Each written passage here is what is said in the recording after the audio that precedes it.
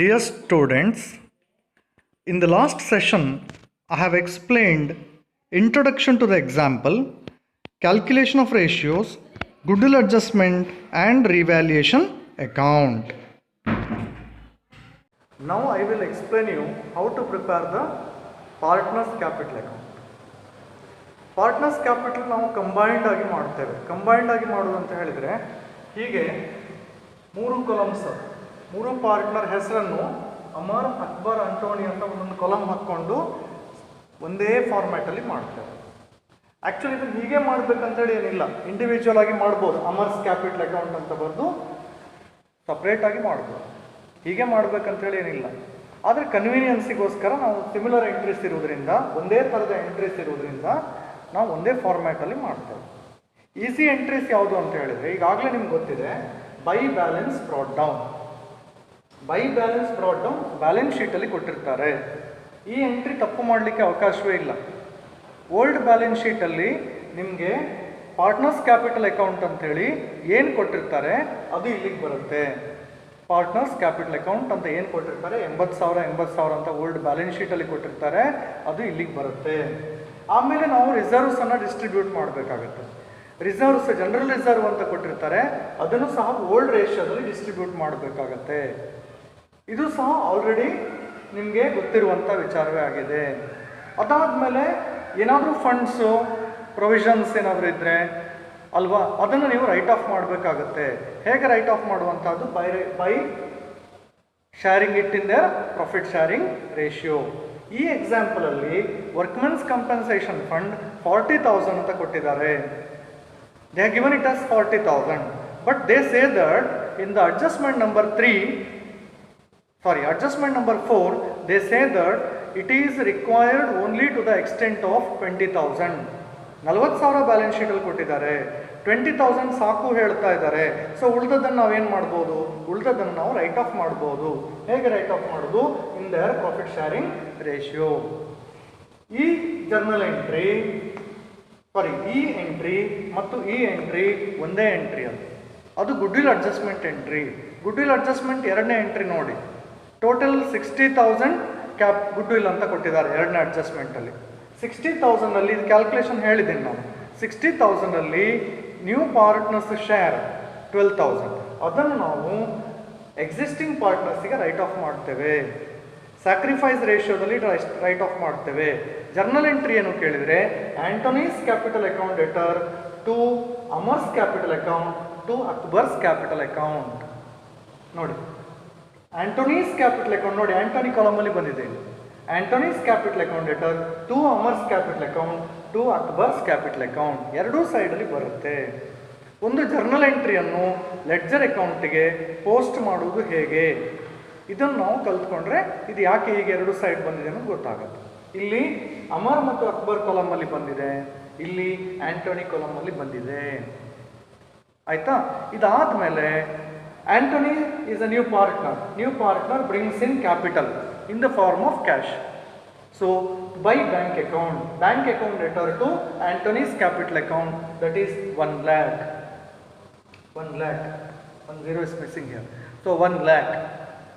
1 lakh rupees ಅನ್ನು entry ಮಾಡ್ತಾನೆ. ಇದಾದಮೇಲೆ ನಾನು ಅಕೌಂಟನ್ನು ಬ್ಯಾಲೆನ್ಸ್ ಮಾಡಬೇಕಾಗತ್ತೆ. ಬ್ಯಾಲೆನ್ಸ್ ಕ್ಯಾರಿ ಡೌನ್ ಕಂಡುಹಿಡಿಬೇಕು. ಬ್ಯಾಲೆನ್ಸ್ ಕ್ಯಾರಿ ಡೌನ್ ಕಂಡುಹಿಡಿಬೇಕಿದ್ರೆ ಯಾವ ಕಡೆ ಜಾಸ್ತಿ ಇದೆ ಆಯಾ ಕಾಲಮಲ್ಲಿ ಫಸ್ಟ್ ಟೋಟಲ್ ಮಾಡಬೇಕು. ಕ್ರೆಡಿಟ್ ಸೈಡ್ ಜಾಸ್ತಿ ಇದೆ ಇಲ್ಲಿ. ಸೊ ಇಲ್ಲಿ ನಾನು ಟೋಟಲ್ ಮಾಡ್ತೇನೆ 1,10,000. ಇಲ್ಲಿ ನಾನು ಟೋಟಲ್ ಮಾಡ್ತೇನೆ, ಅಲ್ಲ ಇದನ್ನು ಇಲ್ಲಿ ಬರೀತೇನೆ 1,10,000. ಡಿಫರೆನ್ಸನ್ನು ಇಲ್ಲಿ ಬರೀತೇನೆ. ಡಿಫರೆನ್ಸ್ ಅಂದರೆ 1,10,000 minus these two, 22,800. The balance carried down will be 87,200. ಅದೇ ರೀತಿಯಲ್ಲಿ ಈ ಕಾಲಮ್ ಟೋಟಲ್ ಮಾಡ್ತಾನೆ 1,02,000. ಲೆಕ್ಕ ಮಾಡಬೇಕು. 88 × 96 102, 1,02,000. 1,02,000ಅಲ್ಲಿ 15,500 ಕಳಿತಾನೆ. 1,02,000 ಮೈನಸ್, ರೈಟ್, 15,200, you get 86,800. 86,800. ಅದಾದಮೇಲೆ last column Antony column total ಮಾಡ್ತೇನೆ. 1 ಲ್ಯಾಕ್ ಇದೆ, ಈ ಸೈಡಲ್ಲಿ 12,000 ಇದೆ. ಸೊ 1 ಲ್ಯಾಕಲ್ಲಿ 12,000 ಕಳೆದ್ರೆ 88,000 ಬ್ಯಾಲೆನ್ಸ್ ಕ್ಯಾರಿ ಡೌನ್ ಆಯಿತು. So this is how you prepare the partners capital account. ಇದೇ ಫಾರ್ಮ್ಯಾಟ್ ಮಾಡಬೇಕಂತಿಲ್ಲ. ಅಮರ್ಸ್ ಕ್ಯಾಪಿಟಲ್ ಅಕೌಂಟ್ ಅಂತ ಸಪರೇಟ್ ಆಗಿ ಬರೆದು ಖಾಲಿ ಅಮರ್ಸ್ ಕ್ಯಾಪಿಟಲ್ ಅಕೌಂಟ್ ಮಾತ್ರ ಬರಿಬೋದು, ಆಗ ಈ ಕಾಲಮ್ ಮಾತ್ರ ಬರುತ್ತೆ. ಇಲ್ಲಿ ಯಾಕೆ ಕಾಮನ್ ಮಾಡ್ತೇವೆ ಅಂತ ಹೇಳಿದ್ರೆ ಇಲ್ಲಿ ಎಂಟ್ರೀಸ್ ಕಾಮನ್ ಇದೆ ನೋಡಿ, ಎಂಟ್ರೀಸ್ ಕಾಮನ್ ಇದೆ, ಇಬ್ಬರಿಗೂ ಒಂದೇ ಎಂಟ್ರಿ ಇರುತ್ತೆ. ಸೊ ಅಮೌಂಟ್ ಮಾತ್ರ ಬೇರೆ ಬೇರೆ. ಸೊ ಆದ್ದರಿಂದ ಈ ರೀತಿಯಲ್ಲಿ ನಾವು ಫಾರ್ಮ್ಯಾಟ್ ಮಾಡ್ತೇವೆ. ಪಾರ್ಟ್ನರ್ಸ್ ಕ್ಯಾಪಿಟಲ್ ಅಕೌಂಟ್ ಆದಮೇಲೆ ನಾವು ಬ್ಯಾಂಕ್ ಅಕೌಂಟನ್ನು ಬರಿಬೇಕಾಗತ್ತೆ. ಬ್ಯಾಂಕ್ ಅಕೌಂಟಲ್ಲಿ ಈ ಎಕ್ಸಾಂಪಲಲ್ಲಿ ಇರುವುದು ಕೇವಲ ಒಂದೇ ಎಂಟ್ರಿ. ಬ್ಯಾಲೆನ್ಸ್ ಶೀಟಲ್ಲಿ they have not given the bank account details. So there is only one entry, capital introduced by the new partner, that is bank account letter to Antony's capital account, only one entry, 1 lakh rupees. So 1 lakh rupees will be the balance carried down. 1 lakh rupees will be the balance carried down. Next ನೀವು balance ಶೀಟನ್ನು ಬರಿಬೇಕಾಗತ್ತೆ. Balance sheet ಬರೆಯುವಾಗ ಏನು ಮಾಡಬೇಕು ಅಂತ ಹೇಳಿದರೆ, asset ಸೈಡಲ್ಲಿ ನಾನು ಅಸೆಟ್ಸನ್ನು ಮತ್ತು ಲಯಬಿಲಿಟಿ ಸೈಡ್ ಲಯಬಿಲಿಟೀಸನ್ನು ಆಲ್ರೆಡಿ ಎಂಟ್ರಿ ಮಾಡ್ಕೊಂಡಿದ್ದೇನೆ. ಅಮೌಂಟ್ ಮಾತ್ರ ಬರೆದಿಲ್ಲ. ಅಮೌಂಟ್ ಬರೆಯೋದು ಹೇಗೆ ಅಂತ ಹೇಳಿಕೊಡ್ತೇನೆ ನಾನು. ಸೊ ಒಂದೊಂದೇ ಐಟಮ್ ತಗೊಳ್ತೇನೆ, ಓಲ್ಡ್ ಬ್ಯಾಲೆನ್ಸ್ ಶೀಟ್ ನೋಡ್ತೇನೆ, ಅಡ್ಜಸ್ಟ್ಮೆಂಟ್ಸ್ ಇದೆಯಾ ನೋಡ್ತೇನೆ, ಎಂಟ್ರಿ ಮಾಡ್ತೇನೆ ಅಮೌಂಟನ್ನು. So first item investments. Old balance ಶೀಟಲ್ಲಿ ಎಷ್ಟು ಕೊಟ್ಟಿದ್ದಾರೆ? ಓಲ್ಡ್ ಬ್ಯಾಲೆನ್ಸ್ ಶೀಟಲ್ಲಿ 35,000 ಕೊಟ್ಟಿದ್ದಾರೆ. 35,000 ಕೊಟ್ಟಿದ್ದಾರೆ. ಏನಾದರೂ ಜಾಸ್ತಿ ಆಗಿದೆಯಾ, ಏನಾದರೂ ಕಡಿಮೆ ಆಗಿದೆಯಾ? ಇನ್ವೆಸ್ಟ್ಮೆಂಟ್ಸ್ ಬಗ್ಗೆ ಏನು ಹೇಳ್ತಾರೆ ನೋಡಿ. ಇನ್ವೆಸ್ಟ್ಮೆಂಟ್ಸ್ ಫಾರ್ ವ್ಯಾಲ್ಯೂಡ್ ಎಟ್ 20,000 ಅಂತ ಕೊಟ್ಟಿದ್ದಾರೆ. So minus 15,000. So outer column 20,000 ತೋರಿಸ್ಬೇಕು ಅಂತ ಹೇಳಿದ್ದಾರೆ. ಸೊ 20,000 ನಾನು ಬ್ಯಾಲೆನ್ಸ್ ಶೀಟಲ್ಲಿ ಬರೀತೇನೆ. ಅದೇ ರೀತಿಯಲ್ಲಿ machinery is valued at 40. Machinery is valued at, any adjustment is there? There is no adjustment regarding machinery. So machinery is valued at 40,000. Stock ಬಗ್ಗೆ ಏನು ಹೇಳ್ತಾರೆ? Stock is valued at 42,000. Direct ಆಗಿ ಅವರೇ ಹೇಳ್ತಾರೆ 42,000. ಬೇಕಾದ್ರೆ ನಾವು ಚೆಕ್ ಮಾಡಿ ಬರಿಬೋದು. ಓಲ್ಡ್ ಬ್ಯಾಲೆನ್ಸ್ ಶೀಟಲ್ಲಿ 50,000 ಕೊಟ್ಟಿದ್ದಾರೆ. 50,000 ಕೊಟ್ಟಿದ್ದಾರೆ. There is a reduction of 50,000 minus 8,000. Revaluation ಅಕೌಂಟ್ಗೆ 8,000 ಇರಬೇಕು. ಅದಾದಮೇಲೆ debtors less R B D. Debtors 60,000 less reserve for bad debts.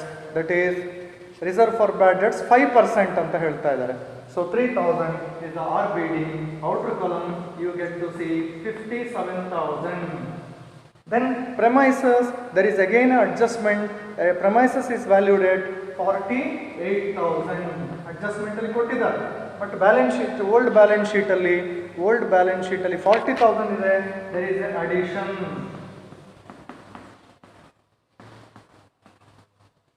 There is addition. Bank account balance. We have calculated the bank account.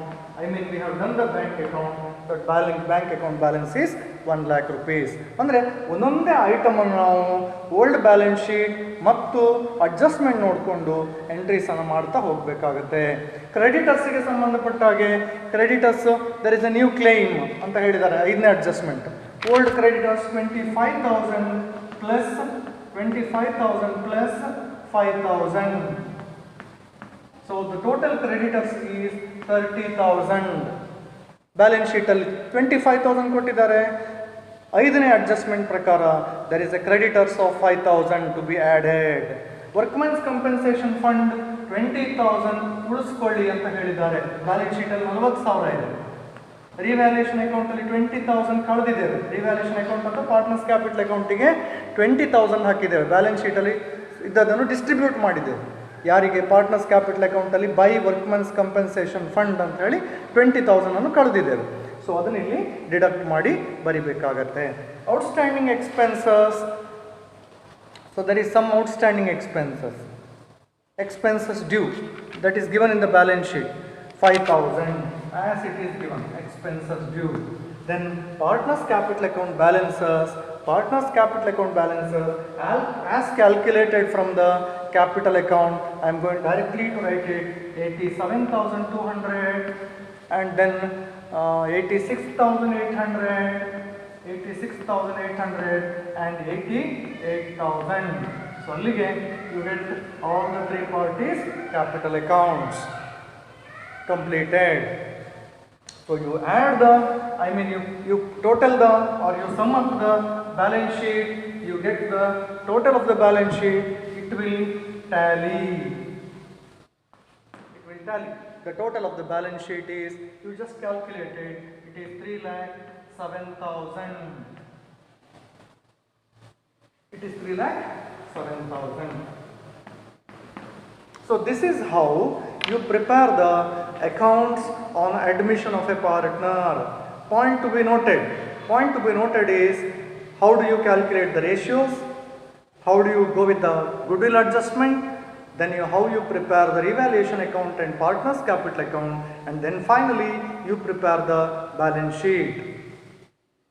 So that's all. Do workout.